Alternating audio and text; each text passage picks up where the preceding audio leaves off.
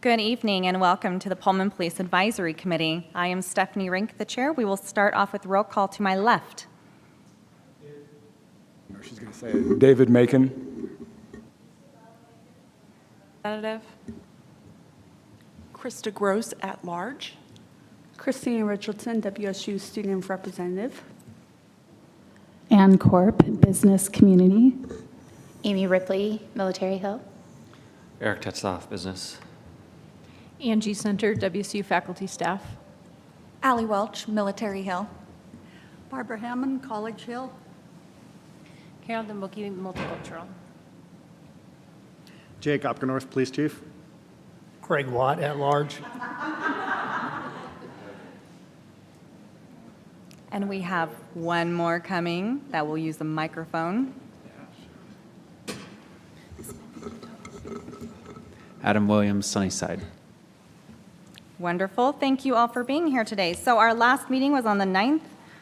We need the approval of the minutes. Does anybody have any questions, concerns, comments, revisions? I'll make a motion to approve the minutes. Second. All in favor? Aye. Any opposed? Great, that passes. All right, next up, we have the Recovery Navigator Program. Sergeant Umbright, thank you for being here tonight.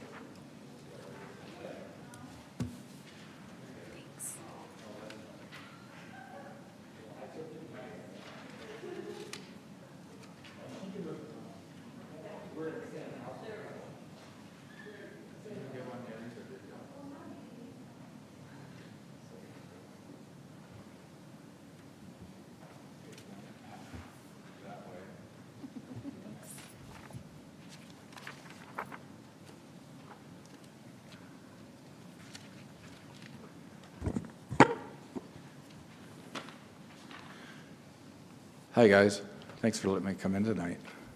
I'm Greg Umbright, the Administrative Sergeant with the Pullman Police Department, and I think you guys already all know that. So we'll start the Recovery Navigator Program. And you just met two of the counselors with the Recovery Navigator Program, Bree and John, and we'll have them here. They're here tonight to help answer questions tonight about it. So let's get started here. You can see the outreach staff on this first one. Ash, Bree, Christina, and John, two of them are here tonight. Program manager is Josh Brown. He got this thing up and running. This started just this last year. This started out with the Washington State Blake decision, and where it decriminalized possession of drugs. And then part of that is they ended up having money come into the state. Well, the state ended up making money for counseling for substance use disorders with this. And that's where this came from. Whitman County, I'd have to say, was one of the first ones to get up and running and do a good job with it.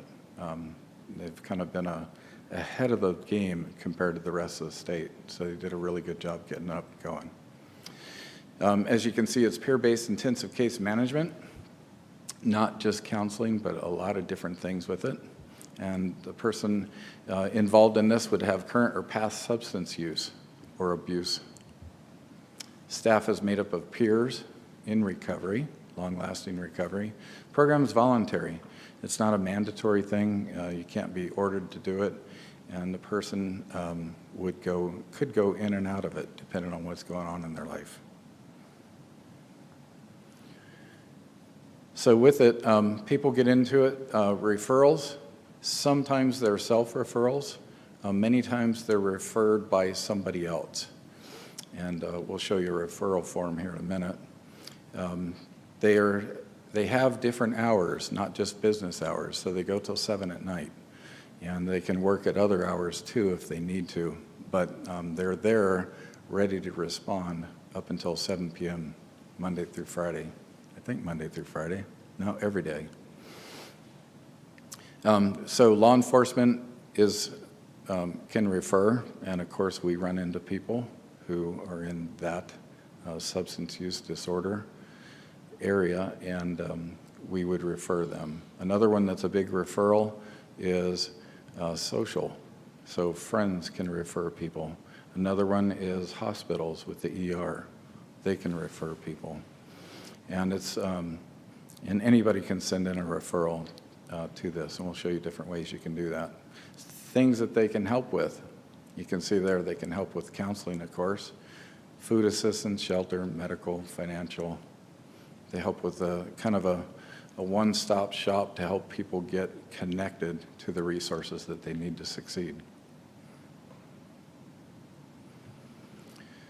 So why is this going on? A lot of it is to reduce recidivism, right? Reduce people reoffending. That's the ultimate goal. And does it help with us? Yes. It reduces 911 calls. It reduces police action because we get called a lot, many times on people over and over. And that helps us so that we don't have to respond so much. And then it offers support to the people who need it.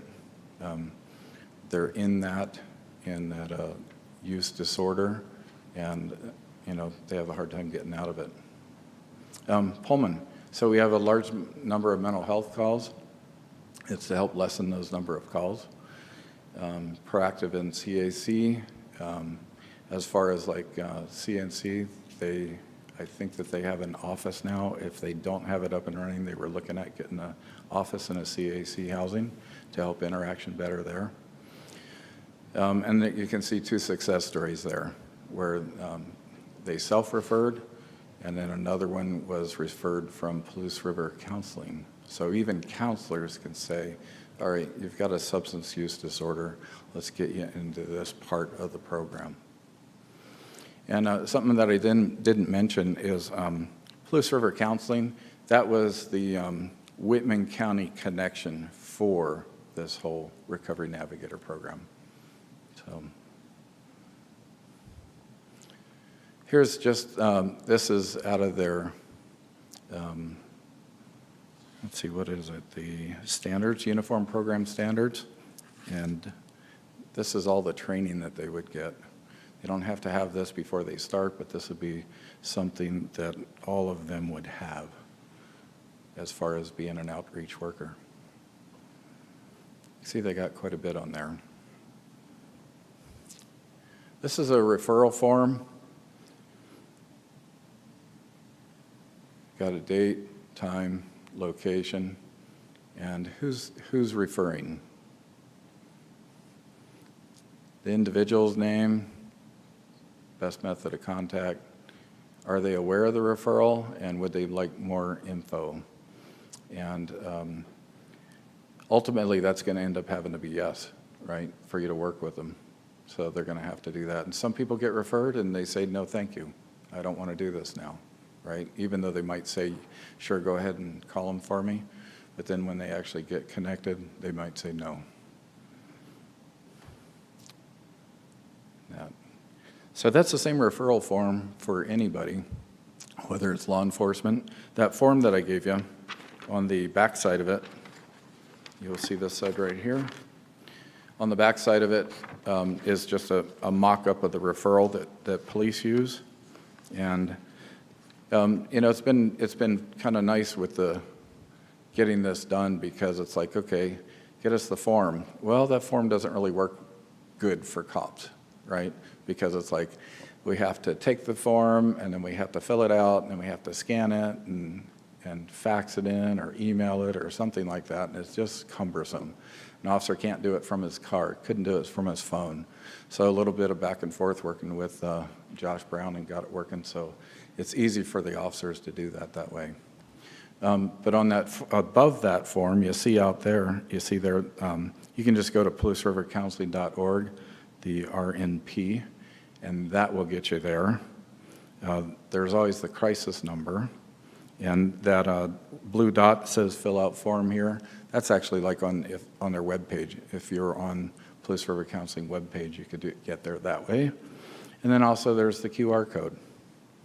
And so they have that, you can scan that and then get it done from your phone as well. So a lot of ways of doing that. The front page of that form, it talks a little bit about the Recovery Navigator program. Those first 2 paragraphs are right off the program fact sheet, and I put the URL there so you can go to that and look further if you want. And then also, some of this material here is from the Recovery Uniform Program Standards, and that URL is there. You can go to that as well. Also, the Recovery Navigator program, to keep tabs on it, the state does require that they report in, and then those reporting requirements are on there as well. You can see that down below on that URL if you wanted to look up that information later. So the next step, you can refer people. There's different ways to contact them, and you can always call.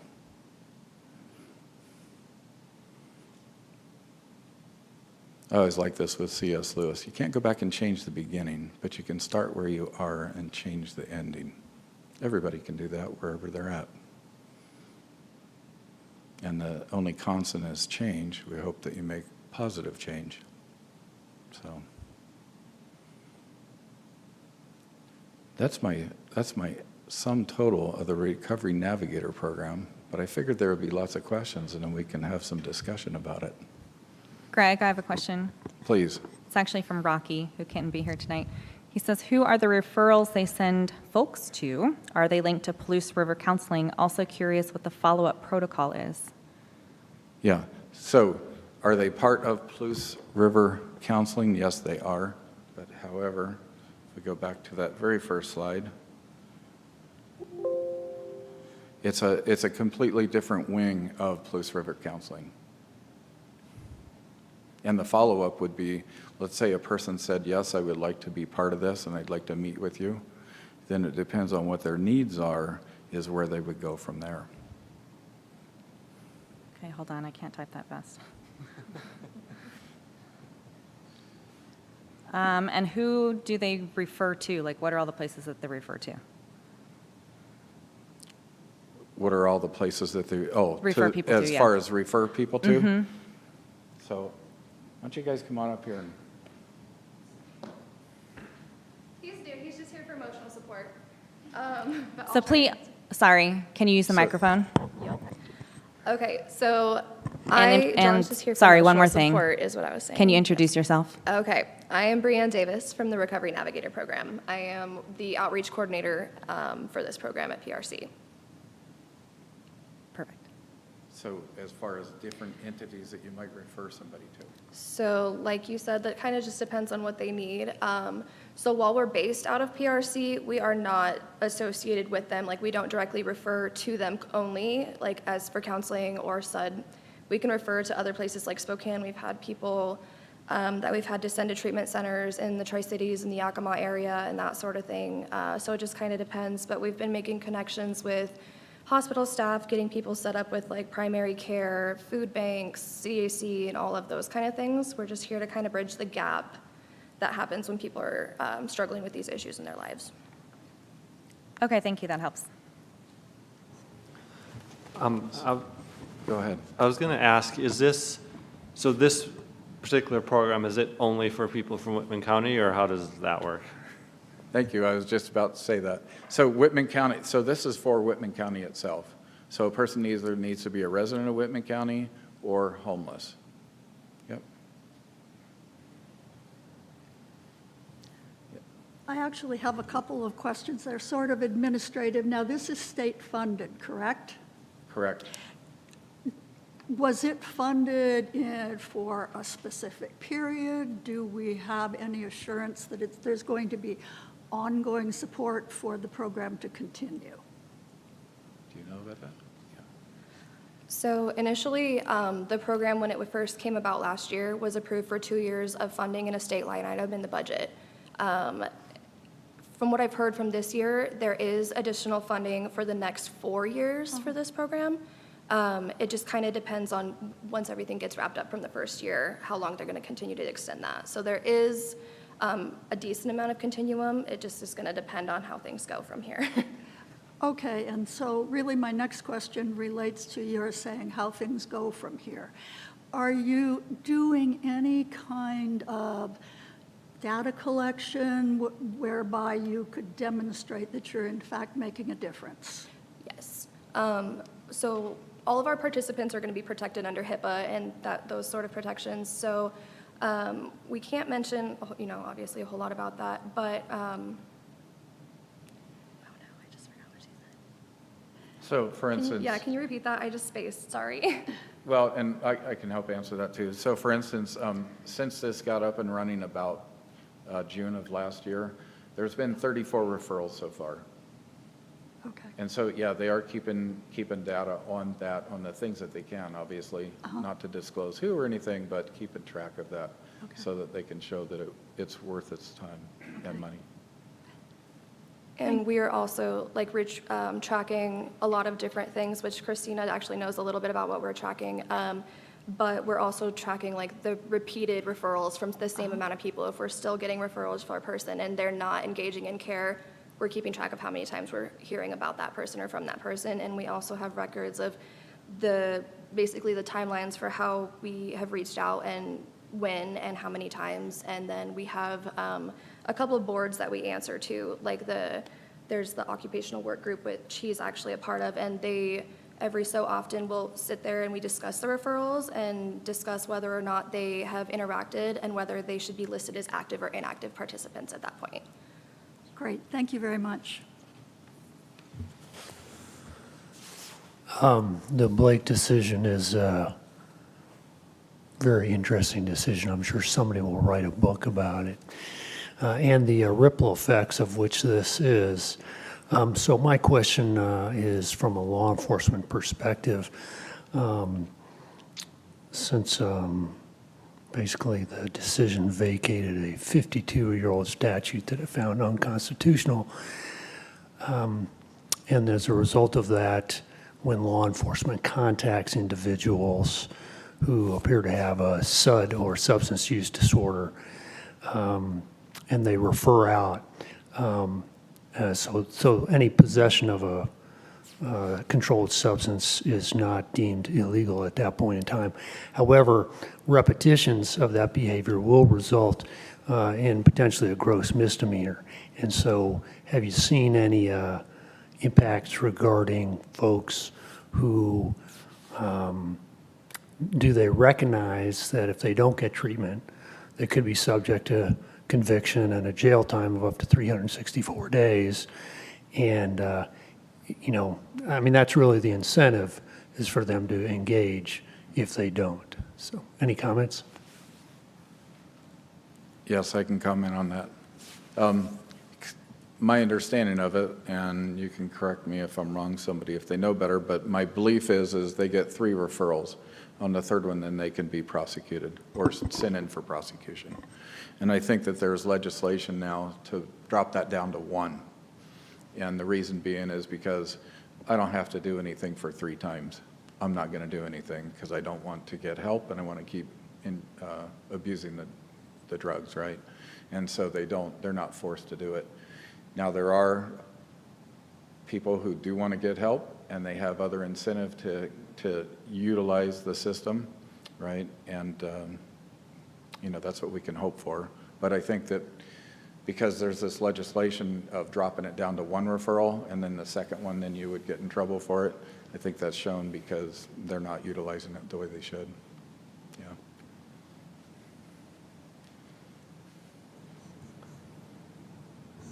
Yeah.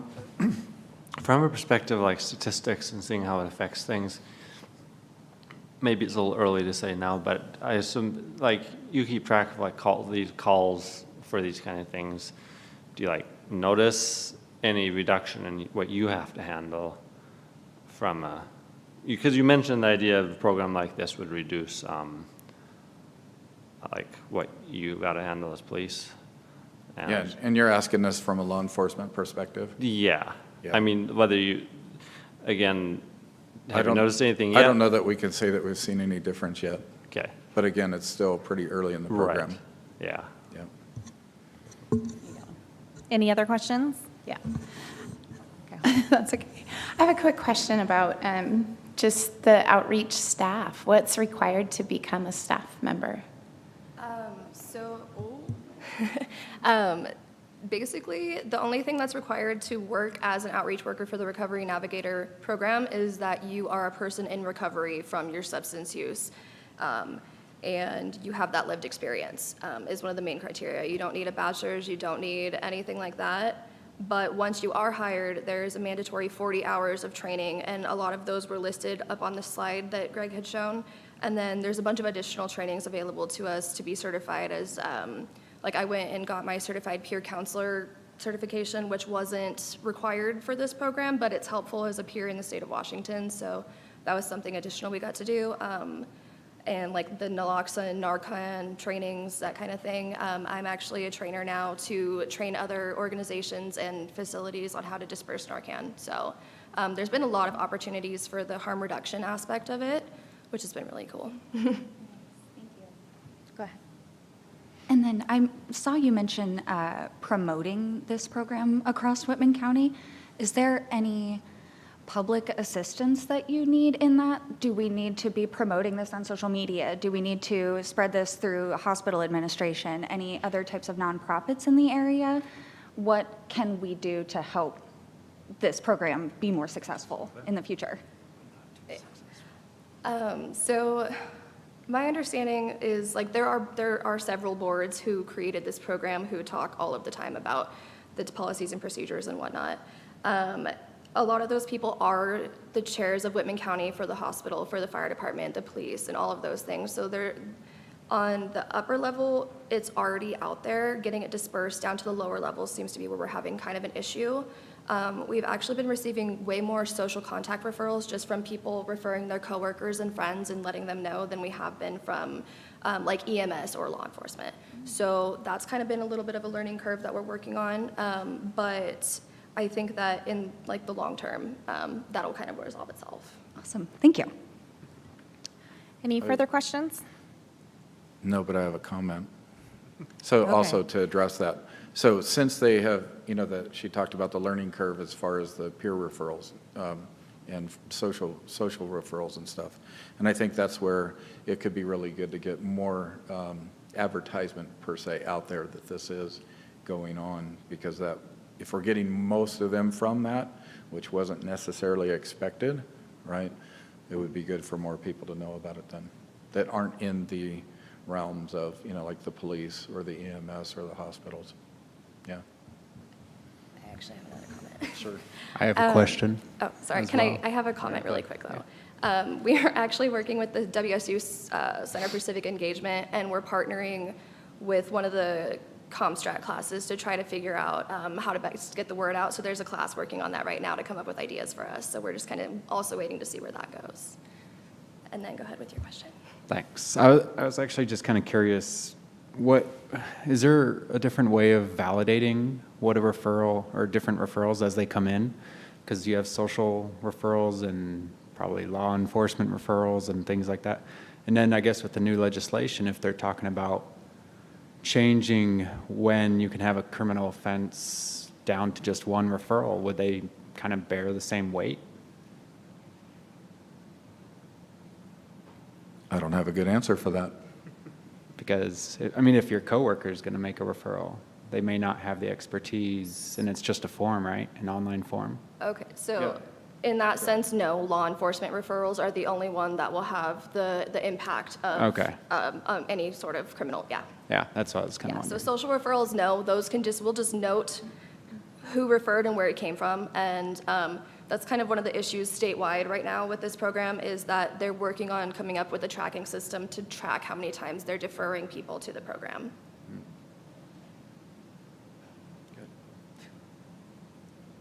Anything else, Sergeant Umbright? Not from me, but I'll field more questions if you have it. Any other questions? Thank you so much for being here tonight. You're welcome. You guys have a good rest of the night. You as well. Chief? Well, on that topic, I would like to just point out a little bit about why this program I find important.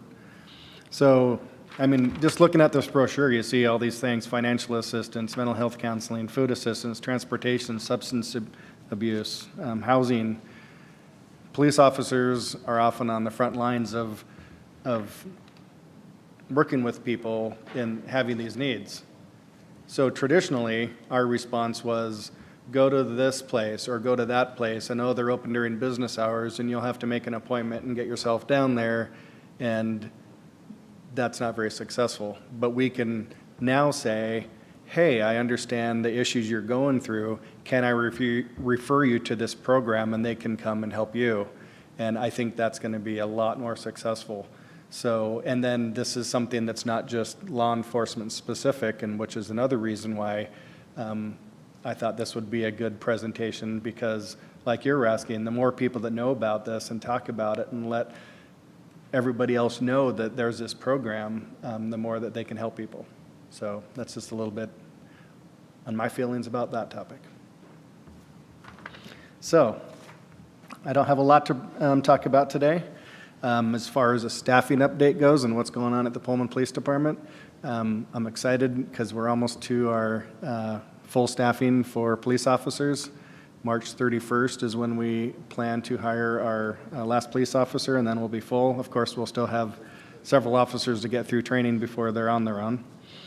We're unfortunately having a hard time filling our records position, so we are taking applications for that currently, and we'll start that process over again. And as far as our IT position, same as I reported last time. Hopefully by June we'll have that person through backgrounds. Sergeant Umbright? Chief, question. Where are you? There you are. When you, the benefit to being fully staffed, I'm just curious, is there a financial benefit? In other words, reduction in overtime, which has a higher cost? I think it's going to show a reduction in overtime, because currently we have, for example, on patrol, we have 7 officers assigned to each shift, 3 shifts. And so the way we stagger the days off, that equals 4 officers are scheduled each day of the week. Well, we have a 3-man minimum staffing requirement at Pullman Police Department, so if one person takes a day off, we're already at our minimum staffing. So add to that vacation, sick, training, it feels like we're always trying to get to 3, oftentimes with overtime. So if we ever get to this level of staffing that we've been approved to, I believe there's going to be a reduction in overtime, and I think we're going to have more opportunities for training and community engagement. I do plan on, if we get to that point, trained up, assign another officer to the detectives division, so we'll see better investigations or maybe quicker investigations because they'll be a little more staffed. So I think there's a lot of ways that it's going to benefit our community and our department. Sergeant Umbright asked me to ask if there's anybody interested still in helping him with his history of the Pullman Police Department research project, that he's still looking for help, and he wanted me to give a big shout out to you for the help you've provided. Thank you. So I'm still working on it. I just haven't sent him any more updates. If anybody knows who has archived the Pullman Herald between 1929 and 1989, I would love that information. It's not digitized right now. So that's one thing that's holding back. I'm going through right now, I'm in 1973, and I'm going through the daily evergreens, but there's very infrequent comments about the city police there. So And the other thing is that the Historical Society is only open on Wednesdays from 9 to 12. So I hope to go down there this Wednesday. So that's just kind of what I've been winging it. Okay. Well, thank you for the help, and if there's anybody else interested in doing a little research on Pullman PD, we'd love to learn more about us. Another ask of Sergeant Umbright. One of our goals is to host or develop some form of a youth leadership camp focused with Pullman Police Department and our community, similar to what we do for citizen academies, but focused on the youth, maybe like a 1-week program during the summer. So this is something we haven't done before, and so we're looking for ideas. Specifically, if you have any ideas, if you think, hey, this would be good, or don't do that, let us know. And so Sergeant Umbright's the person to contact if you have any ideas in that direction. We are going to look at what the FBI has done for their youth leadership camps and go from there. And there's other police departments that have done similar things, and we'll look at their curriculum and get some ideas. But that's a goal. Hopefully we can achieve it this summer. So if you have any ideas, and also not just student perspective, but parent perspective, like what do you think would be good for your kids to go through? What hours of the day, what days of the week? Like I said, we're thinking a week-long thing. Is that a good idea? Is that a bad idea? So even parent perspective on it, everybody's perspective before we even start asking for some input.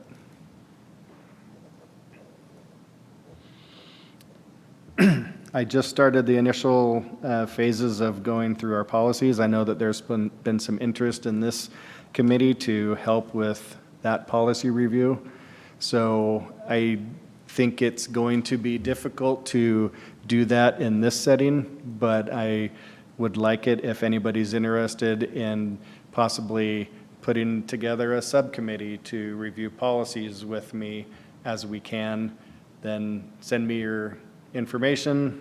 Let me know if you're interested in how you would like to see that work. But obviously we have so many policies that if I have every policy reviewed and then reviewed by somebody else, and it'll never get done. But especially in this format where we just come together once a month. But if I had a subcommittee that was interested and could look at it critically and say, hey, what do you think about this? A lot of it is just word choice.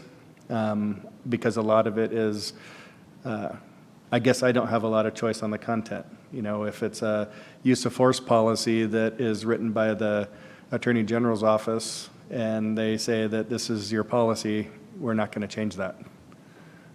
Go ahead. I just was curious in regards to, like you just said, reviewing policies. Would there be enough information to be able to like only go through the ones that we know we could change?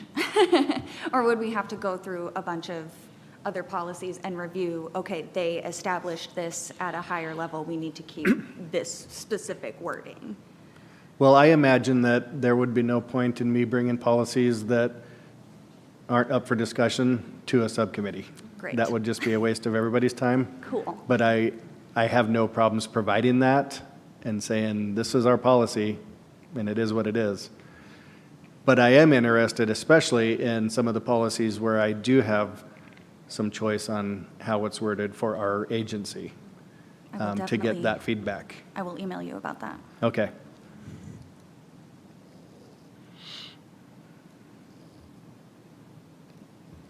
So speaking of that, we did receive money from WASPIC, was it WASPIC or CJTC, to pay for use of force training. And so we've been doing a lot of use of force training over the last month, specifically focused on de-escalation and de-escalation tactics. And so it was great that the state basically wrote our use of force policy, but I appreciate the fact that it wasn't necessarily an unfunded mandate, because they did provide money to allow us to do the training. And as you know now, based on our staffing, it's hard to do training without paying overtime. because somebody has to cover the road. So that's allowing us to get all of our training done and do it right. So that is great. I appreciate the state for doing that one for us. And let's see, let me just say, and I should have said this earlier, I'm sorry for the agenda change at the last minute. We were going to do a facility needs assessment. That was my mistake. I need to present that to City Council before I can present it to anybody else. So they paid for the study, they get to hear it first. And so I pulled it from the agenda. We can still present that, but after the council hears it on April 11th. Or you can tune in for council. And then I want to remind everybody once again that I'm looking for engagement with you, feedback. And so that makes me wonder, and hopefully you'll give me some feedback right now, is how we're doing things hindering that? Is this setting in here somehow causing a problem for that? Is anything else?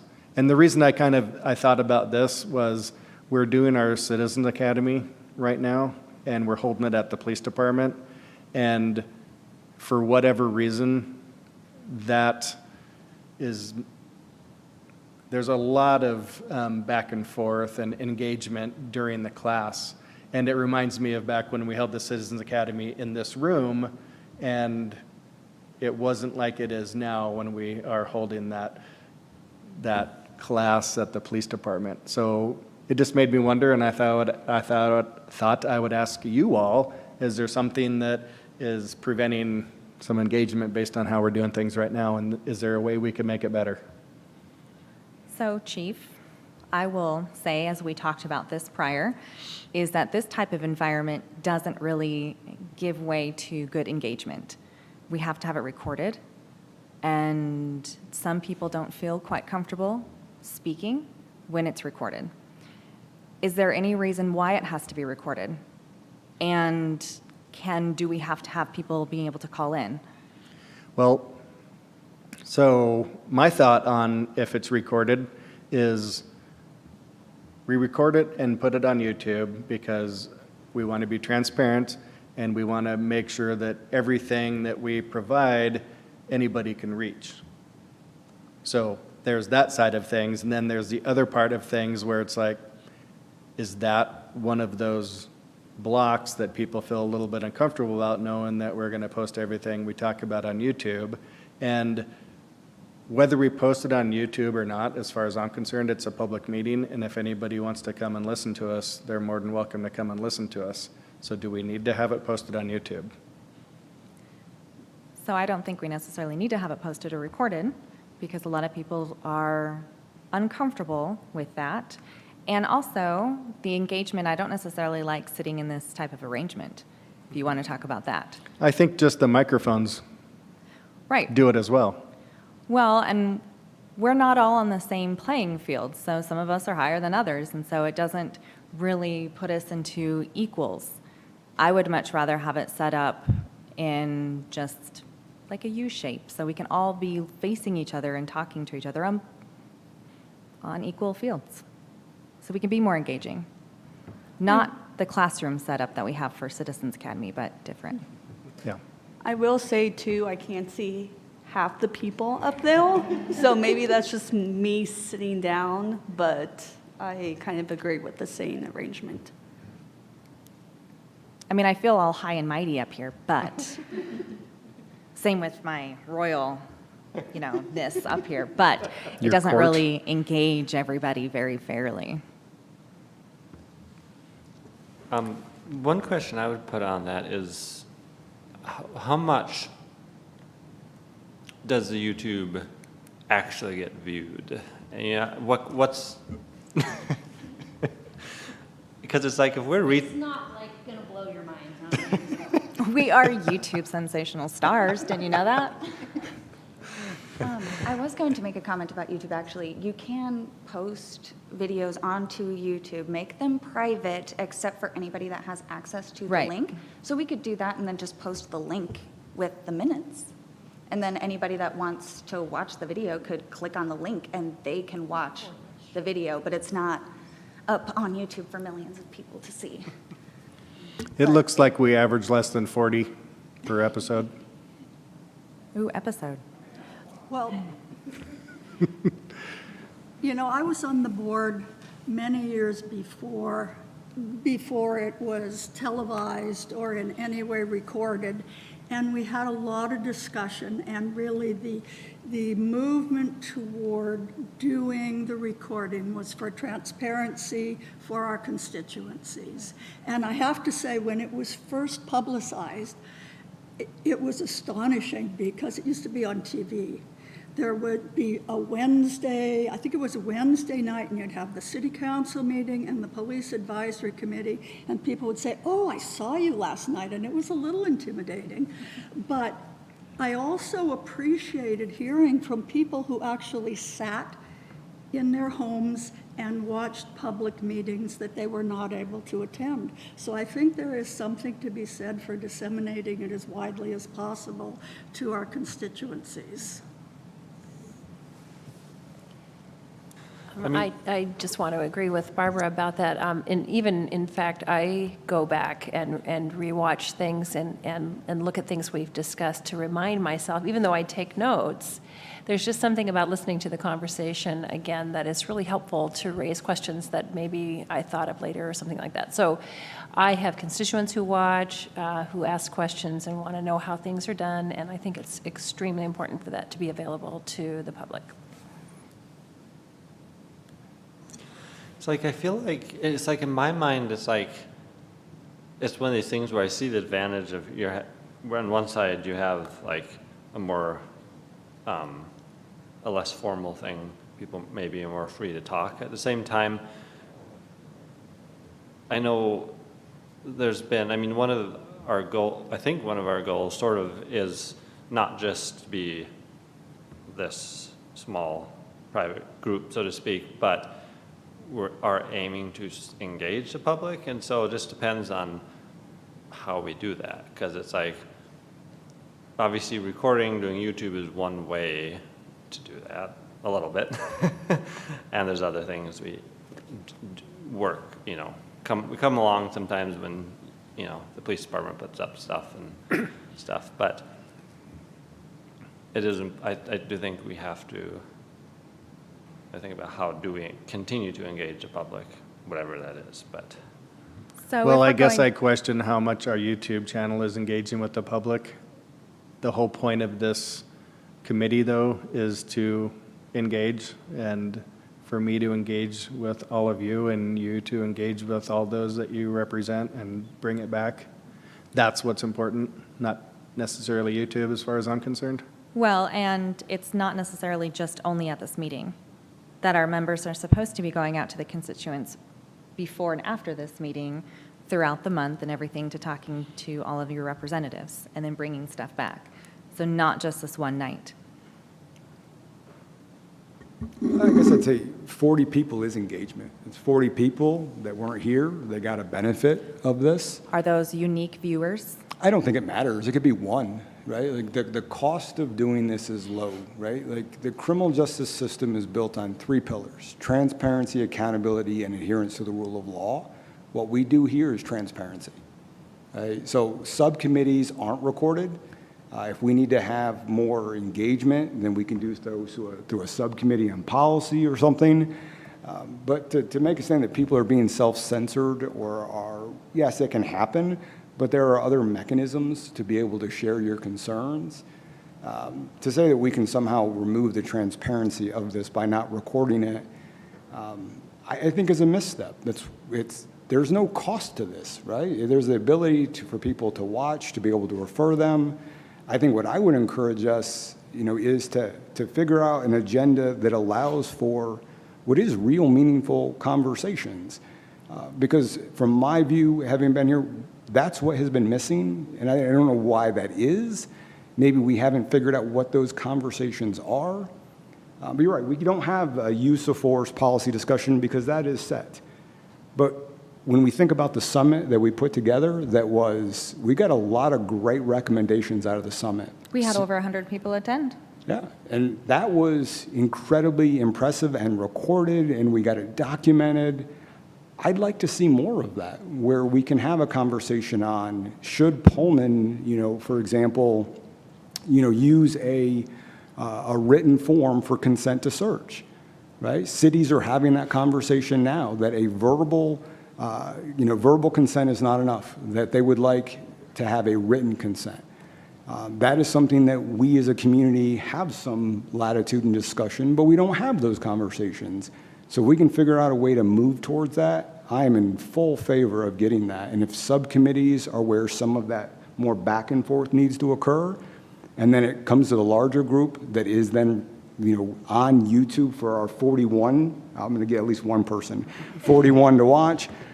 I think that's a really effective mechanism that retains the spirit of what this was designed for, to be transparent and recorded. We just got to use our subcommittees more, and I don't think we do. That is correct. So one of the things I will clarify is that there is a cost to recording this. So it's not necessarily free.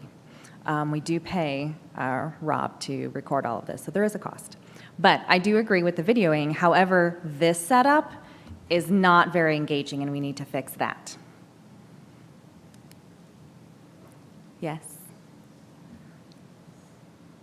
So I had something along what my dad was saying. Like, I totally agree with my father, but You can disagree.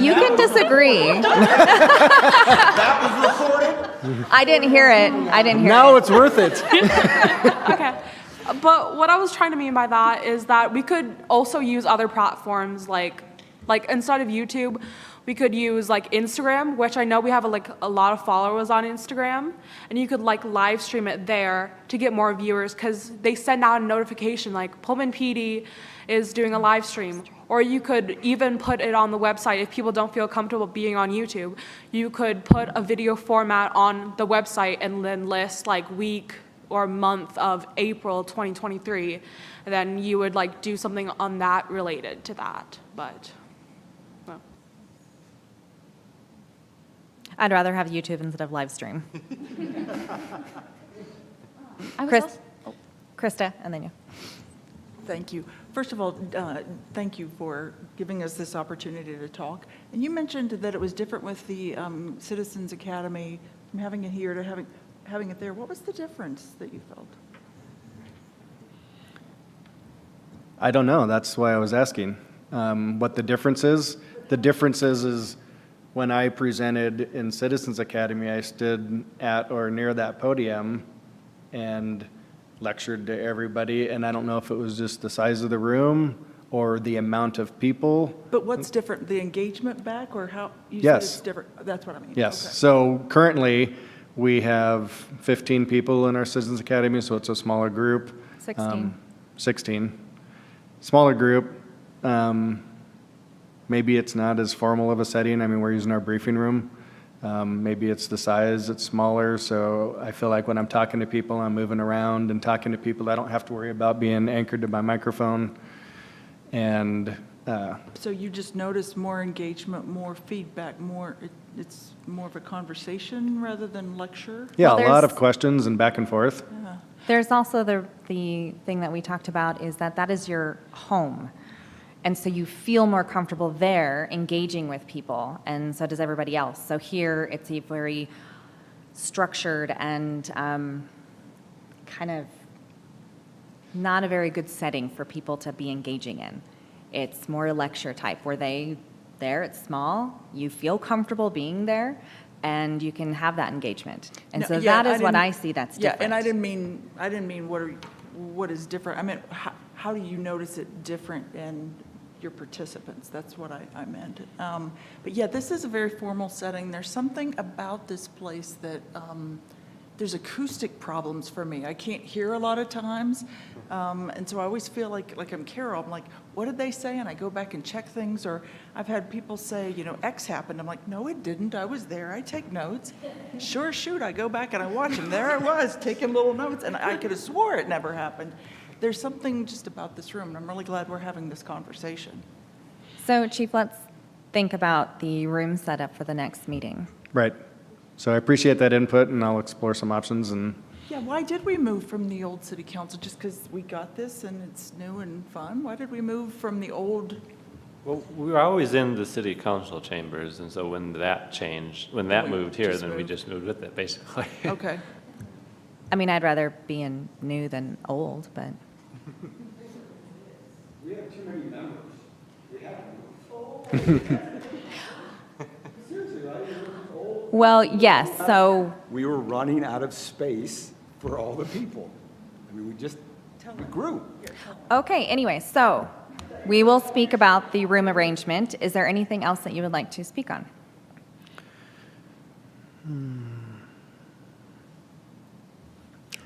Nope, I think that's good. I got some feedback, and now I'm waiting to hear what else I can get. Okay, so Darby, our next order of business is photos. Can we do that at the very end so we don't have to have that YouTubed?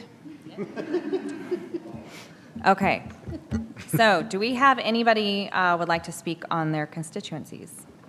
As a follow-up to that, do we have a listing of our subcommittees? Like, I know we have a grant subcommittee for funding and grants. I only know that because I'm on it, I chair it. We don't have a list, no. That might be a first step, is if we could get a listing, or at least to figure out what subcommittees are needed. So I heard the chief said we need a policy subcommittee. Yeah, I'd like to know what subcommittees we have as well. Okay, well, at our next meeting, we can talk about that. Okay. When we talk about your strategy and your goals for this committee at the same time. Yes, Krista? So Wednesday, as a part of other safety things I do with my hat on, I'm presenting to the Whitman County Landlord Tenants Association. And I know that I've reported back to the realtors, our police department's cooperation, and if we ever have concerns or we're doing an open house or whatever, let's have that relationship so that we feel safe. What should I tell property managers who are, seeing tenants, and yeah, they run background checks or whatever, but do you have any hints or any offerings that I can go and say, well, I met with the chief and they said, you feel free to I'm sure you have interactions with those property managers all the time, so you all probably best friends Yeah, already. I just, probably about a month ago, I met with that group and answered all their questions. I can't say that they have one specific question or concern that they always ask about. It's very random. Yeah, I think they have a horrible job, because I don't assume that tenants call them a lot and say, I really love my apartment. You all are doing a great job maintaining it. I think Thank more you." than anything, they're worried about legislation that's being talked about right now.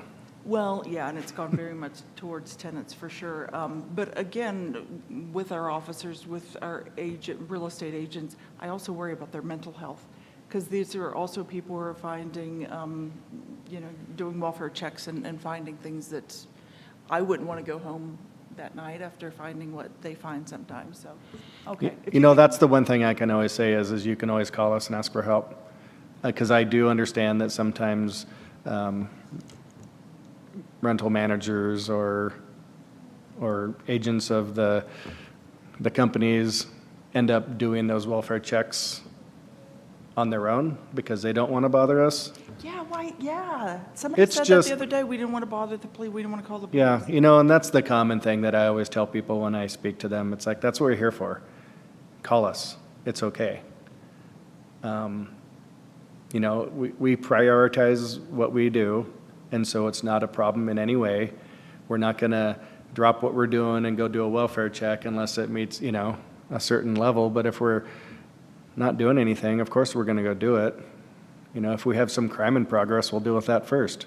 And then when we get to it, we'll get to it. But as long as I've been in this job, it's like polite people are scared to ask for help from the police because they don't want to bother us. Well, that's what we get paid to do, and we're more than happy to do that, and that's why we started in this career, is to help people. So I guess I would reiterate that. It's like, no, call the police. Don't call 911, call the business line. It's not an emergency unless it is an emergency, but call and you can always ask for anything, and we never say no. Okay, thank you. Any others? I actually did, in regards to what we were just talking about with engagement, so sorry to backtrack a little bit. I know I'm a little new here, but I have been speaking to some people, and I know that it's probably a pretty difficult task to overcome, but I have heard of people wishing to submit questions or comments anonymously. And if you have an email on the Google form, if you have emailing the chief of police, if you're emailing, like, there's always a paper trail.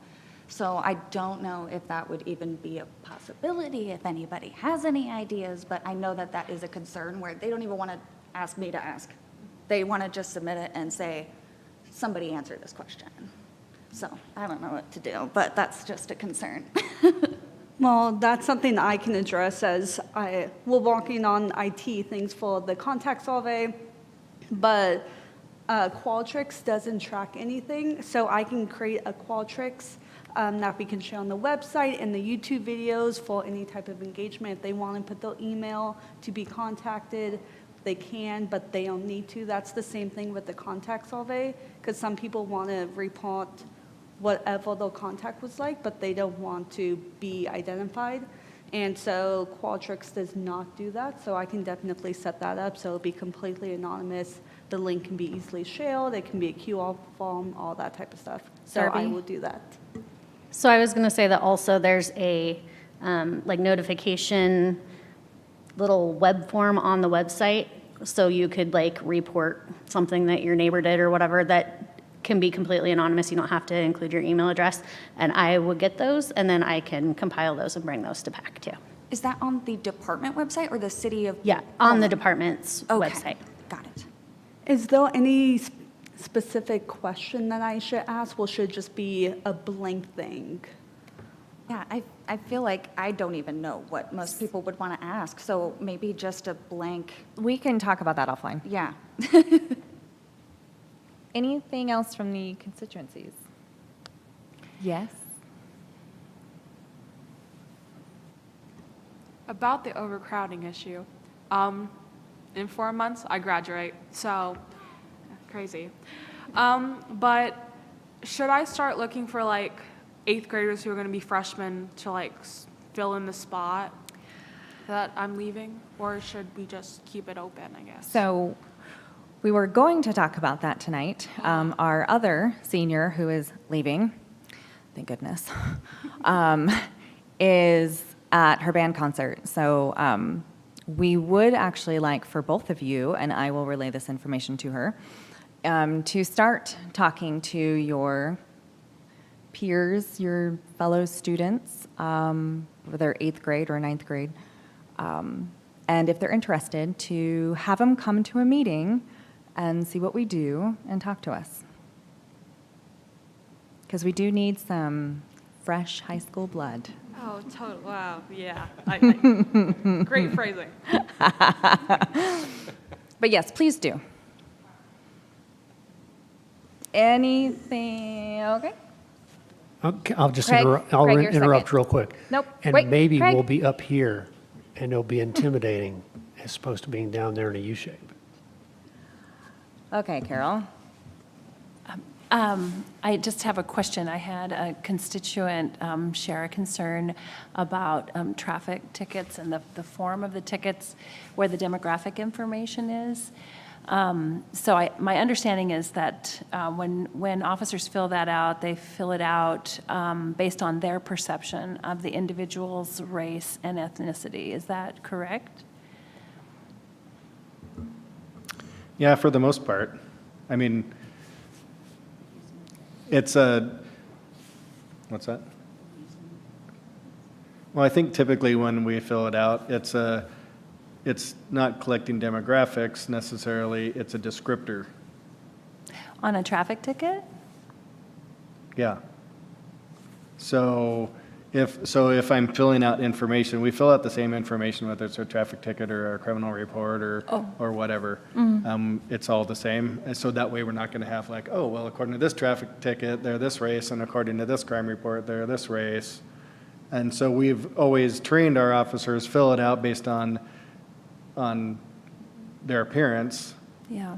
Or ask them if it's questionable. But either way, it seems like you can't do it right. Yeah, I understand that it's a sensitive topic. I think that if we are trying within procedural just, or procedural, am I using the right terminology, Christina? That we're trying to give voice to the individual that we have contact with. I think it's important to ask and let that voice from that individual be the determinant of how they're being described. And I'd love to throw that out to other people, but this person was, the constituent that sent me the traffic ticket was, their ethnicity was completely inferred incorrectly, and, you know, that might have been a driving factor between the backstory that was illuminating the actions of the interaction. So I'm concerned about that, and I just wanted to see what other people thought about that. So just so you know, that this exact topic came up with the WCPD Advisory Board a year ago as we were going through their policy changes, if you remember. It's very difficult for the officers, especially during the encounter. Not everyone likes being pulled over for speeding. And they're not going to be super happy and be their best day. So it's not always the best question to ask, because they have to look at, is it the right situation? That they don't know that. So it is a descriptor of if something happened and they have to give a description out. So it's a hard topic and a hard discussion to have with that when they're trying to do the best that they can, but there isn't a really good way of doing it. I'm not sure that a person's ethnicity is a descriptor. I was actually just going to comment on that when asking about like why it was on a traffic ticket. That made me look at my driver's license and wonder, is my ethnicity on my driver's license? And it's not. There are other descriptors. So I wonder if that would be like a potential solution to that, if we could just take their descriptor information from exactly what's on their state license. But I don't know if that's able to be changed very quickly. I would, when you say ethnicity, I think, obviously you could say there's a color of someone's skin, but there's also like what country they're from or something like, or what's, you know, is that sort of like they misplaced what country they're from type sort of thing? Is that? Therein, Eric, is exactly the problem. Yeah. I'm not even convinced that in this room we know what the definition of ethnicity is. It is not on driver's license, it's not on Washington State driver's license, it's not on the Idaho driver's license, and neither is race. And I wonder if that descriptor is necessary. And I just think it's a question that we should really think hard about whether that's necessary information. Well, so the reason for that, right, is being able to identify to what extent we have racial profiling, right? So we profile to find out how much we're profiling. Well, in absence of it, you have no data to infer about why police are in fact being biased. Like we ran into this when we did the Washington State Patrol racial bias study, right? Mm-hmm. Hundreds of thousands of stops. Actually, in this case, millions of stops. We have race on arrest data.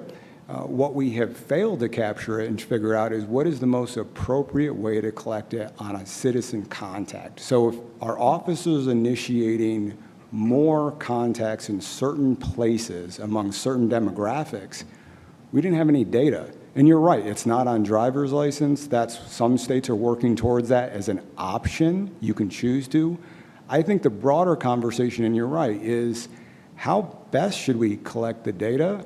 What is involving the community and figuring out what that policy should be? Mm-hmm. And I've heard cops say, it's uncomfortable, and you're right. It is uncomfortable to have to ask that. It's uncomfortable to be a driver, and where it's inferred, it feels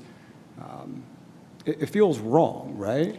But it's giving the voice. But I think that part of what we have is if we don't collect it, mm-hmm.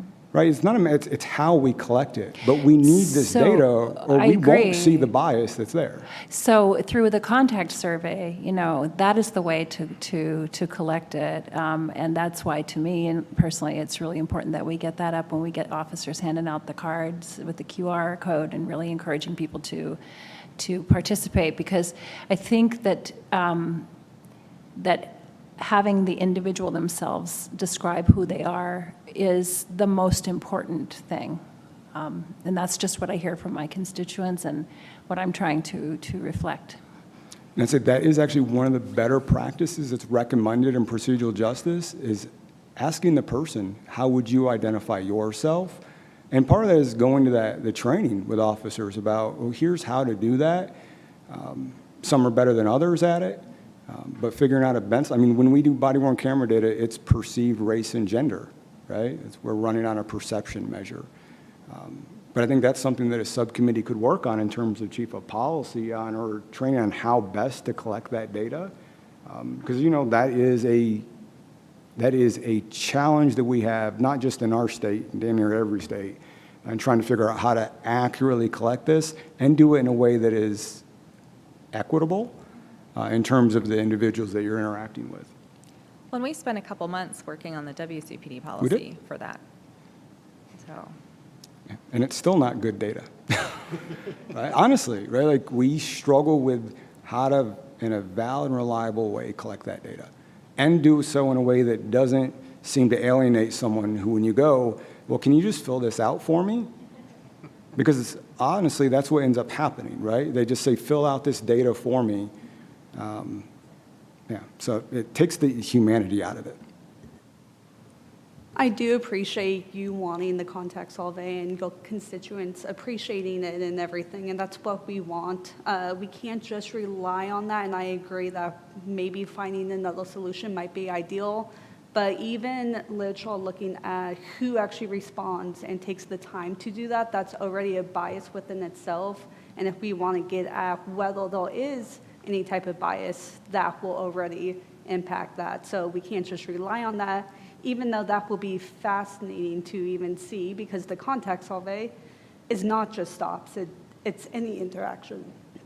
Excuse me, so that's a whole different set of data that we can get at, but if we're looking at traffic stops, most of the time people just throw that away, so, but great discussion. Anything else from anybody? Okay, so any public comment?